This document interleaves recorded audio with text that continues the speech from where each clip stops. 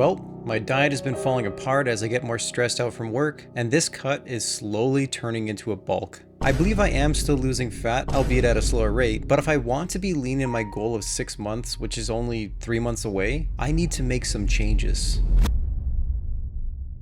Right, so I think it's best if we just start with what is going on in my life. And this is going to be more of an unscripted section, so just bear with me for a sec. Yeah, it's no secret that my work has been real hell lately. I have mentioned it in a couple of videos, but yeah, work's been kicking my ass. I did want this video to be a little more unscripted, where I just kind of talk about my problems, what's going on, and so on. And it's going to be kind of like the cutting is hard video, where I'm just going to speak my mind. I'm going to obviously edit this video because, well, I do like a little bit of edits in my Home Gym Warrior series, but we're going to keep the edits to a minimum here. Let's just talk. So I want to talk about the fact that work has been kicking my ass. When I say it like that, I had an accountability call with my friend Yvonne, and we always do these calls like bi-weekly, but basically what we do is we just talk about what's going on in our lives, you know, how we're doing, stuff like that. But I came to him really stressed out and just feeling really lost. And you know what? This is why I love having these accountability calls, because he really showed me, hey, man, things aren't actually that bad. But I mean, we came to the conclusion that, yeah, work is the cause of my stress. It's no secret. And yeah, no shit, work causes stress for a lot of people. Well, I know that I'm stressed, but the thing is, when I'm stressed, I know that I tend to get more cravings. I mean, my intake of bubble tea is directly correlated to my stress levels. If I'm getting 3 bubble teas in a week, I'm probably pretty damn stressed. I totally didn't have one 2 days ago. But I'm obsessed, you just...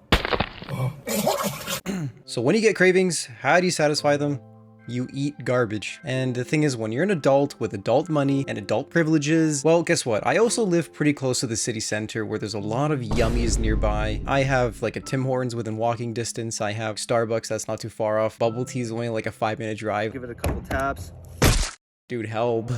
And yeah, when I get a craving, you can kind of tell I just go out and grab it. This was something that wasn't really an issue before when I was poor. I was making like a couple hundred a month because I just didn't have the money to spend on this stuff. And this is kind of like a separate, unrelated thing. But when you're making a lot of money, it's really easy to succumb to lifestyle inflation. And part of that is eating out. Don't cope. If you're eating more out because you're making more money, it's lifestyle inflation. You didn't do it before, so why are you doing it now? Right? And yeah, it's kind of ironic because I even made a video about lifestyle inflation and how to not fall for it. And you know what? I'm not perfect. I have definitely fallen for it at times. And yeah, back on topic. Check this freaking thing out. Check this thing out. I think another thing to mention is I feel like this cut has been moving at a slower pace, and it's going a lot slower than I anticipated. I'm about 3 months into this cut now, and I took some pictures of when I was about 2.5 months in, so I'll just put them on screen now. But as you can see, it doesn't look like someone who's been cutting for 2.5 months. I know it's slow progress, and progress is still progress, but damn is it frustrating, bro.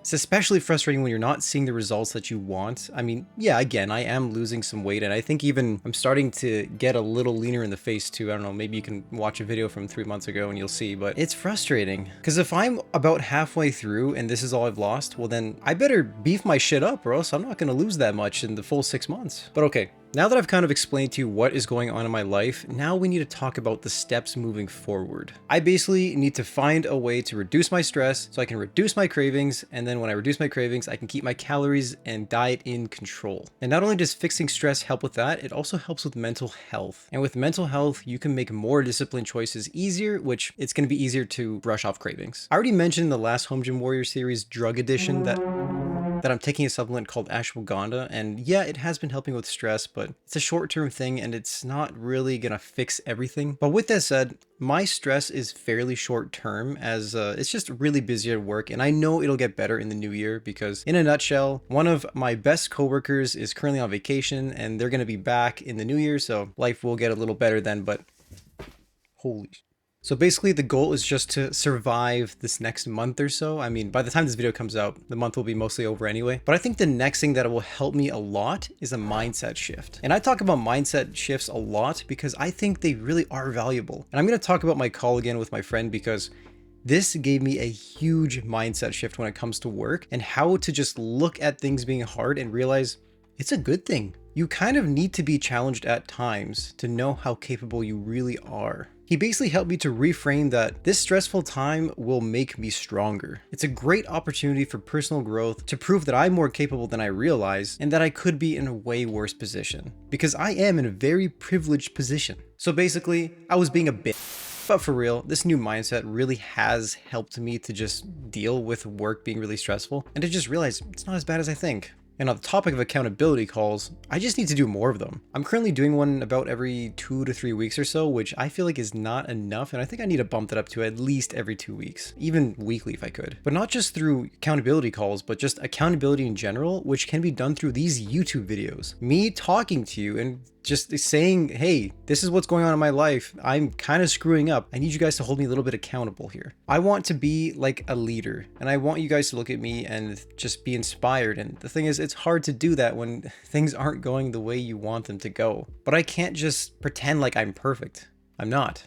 That's why I'm making this video. I want to show you that I'm just a human. I make mistakes just like you. You might not know me, or maybe you've known me for a long time and you think I'm like super disciplined or something, or I don't know, like I'm not the most disciplined, but this, me just talking to you about my shortcomings and my failures and just letting them go in public, this is accountability. This is how I make sure that I do better, because I want to look back at this and realize, dang, I was kind of a bitch, but hey, doing better now. It just makes me want to take the cut more seriously. And I want this video to be like a lesson so that I can look back on it, like I just said. And I think future me would just really appreciate making this accountability video. Because in the end, this video is basically just an accountability video. And last thing I think I need to make a change is my calories. So I already did go over my calories about a week or two ago, not on camera, but basically I need to cut my calories further. I need to be more strict, because if I'm not getting the results I want, clearly something needs to change. Because guess what?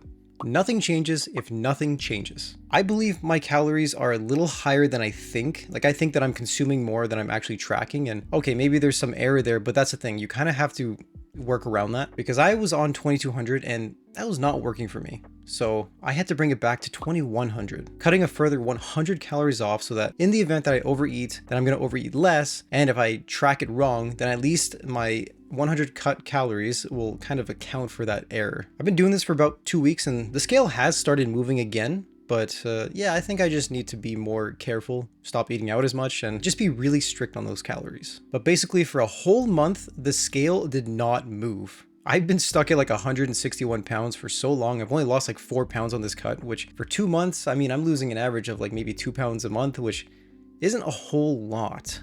Actually, if you go over 3 months, I'm losing like just a little over a pound a month. Like, that's not good. And not only that, but my lifts are still getting stronger. When you're on a cut, your lifts should not be getting that stronger, but I'm making a lot of progress actually. And my guess is that I'm eating just enough to gain muscle, but then I'm also losing a little bit of fat along the way. So I'm literally just doing like a half-assed recomposition phase. But I want to do a full cut. I mean, I want to compare my before and after and just be like, damn, dude lost a lot of fat.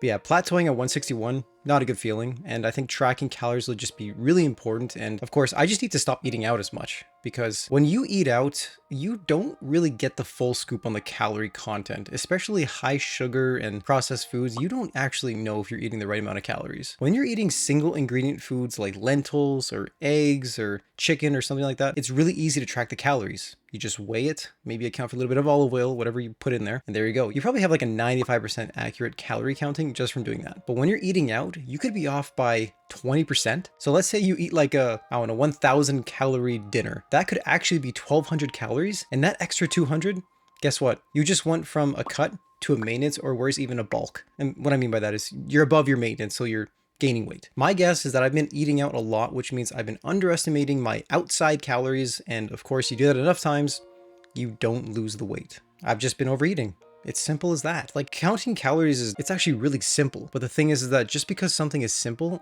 doesn't mean it's easy. So that's basically my plan to finish this cut off and to do a good job for the next 3 months, because I would like to be cutting latest, probably like March or April, because then I can start the bulk. I can be nice and lean for spring. I can really see what my body looks like, you know, all the muscle I've built, and then we'll do it again. I think I can still get pretty lean in the next 3 months, but if I have to extend the cut by, let's say, another month or two, okay, fine, I'll do that. But if my cut goes on longer than my bulk, I really screwed something up.